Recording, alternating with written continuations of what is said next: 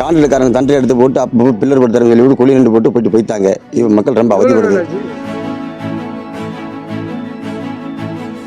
3 மாதத்தில் எங்களுக்கு வீடு கட்டி சீக்கிரமே தந்துடும்னு சொன்னாங்க சார்.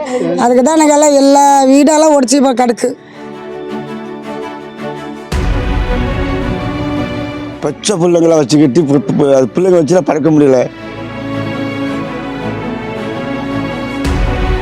மழை வந்தோன்னே ஓடி பஸ் ஸ்டாண்டில் பறக்கிறாங்க. ரத்தனக்கோட்டை பஞ்சாயத்து நரிக்குறவன் காலம் கூத்தாடி வயல் எங்களுக்கு 3 மாதத்தில் வீடு கட்டி கொடுக்கணும் சொல்லிவிட்டு திடீர்னு எங்கள் மக்களால் ஏமாந்து போய் நடுரோட்டில் வந்து படுத்திருக்காங்க. அப்படி குழியெல்லாம் நோண்டி போட்டு கண்ணு தெரியாத பொம்பளைங்க சின்ன பிள்ளைங்களுக்கு போய் அந்த மழை பெஞ்ச காலத்தில் இந்த ரோட்டில் படுத்துக்கிட்டு அவதிப்பட்டு சோறு தண்ணியாக்கி சாப்பிட வழி இல்லாமல் ரொம்ப கஷ்டப்படுறேன் சார். இது வந்து என்ன கோரிக்கைன்னு முடிவு என்னென்னு தெரியல இது வரைக்கும். காண்டிலக்காரங்க தண்டை எடுத்து போட்டு அப்போ பில்லர் படுத்துறாங்க சொல்லி விட்டு குழி நின்று போட்டு போயிட்டாங்க. இவன் மக்கள் ரொம்ப அவதிப்படுது. கரெக்டாக சார். இப்போ வந்து இப்போ வீடியோ அடிச்சு போட்டு 1.5 மாதம் ஆகுது சார். குழி போட்டு 1 மாதம் ஆகுது சார். பில்லர் படுத்துறேன்னு சொல்லி போட்டாங்க. அப்புறம் வந்து குழி வெறும் வேஸ்ட்டாக தான் கிடக்கல. மழை பெஞ்சு மறுபடியும் அந்த குழி மூடி தான் இருக்குது. அந்த குழியில் வந்து தெரியாத பிள்ளைங்க சரியாக முடியாத அங்கே போய் தட்டு மாதிரி உழுவுருவாங்க. அதை ரொம்ப அவதிப்படுறோம். தங்குறதுக்கு அடிக்காமல் கொடுக்காம திடீர்னு வந்து ஒரு இடத்த காமிக்காமல் செய்யாமல் அவங்க குடிச்சப்படி இருக்குங்க வீடு கட்டித்தரம் சொல்லாமல் பண்ணாமல் திடீர்னு அவங்க சொன்னதுனால நாங்கள் ஓகேன்னு சொல்லி போட்டு வீடு இறக்கி சொல்லிட்டோம். மறுபடியும் கவர்மெண்ட்டே கட்டித்தரேன்னு சொல்லிட்டாங்க அவங்க. இது வரைக்கும் எந்த கோரிக்கையும் வரல சார். எங்கள் வீடு கட்டி தரேன்னு சொன்னாங்க சார். ஒன்றும் கட்டி முடிக்கல சார். 3 மாதத்துக்கு கட்டி முடிச்சாருன்னு சொன்னாங்க. மாதம் 1.5 ஆயிடுச்சு. ஒன்றும் ஆள் வர மாட்டாங்க. ஒன்றும் ஒரு வேலை பண்ண தெரியல, வர முடியல.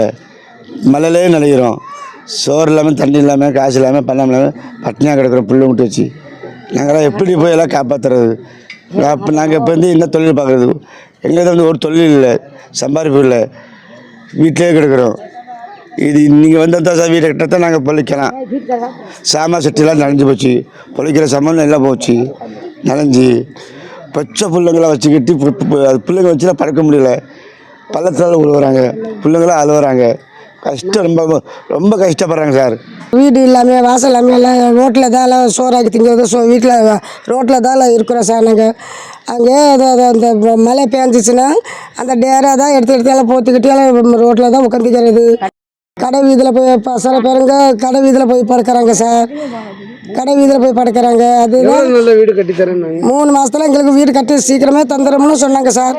அதுக்கு தான் எனக்கு எல்லாம் எல்லா வீடெல்லாம் ஒடிச்சு இப்போ கிடக்கு.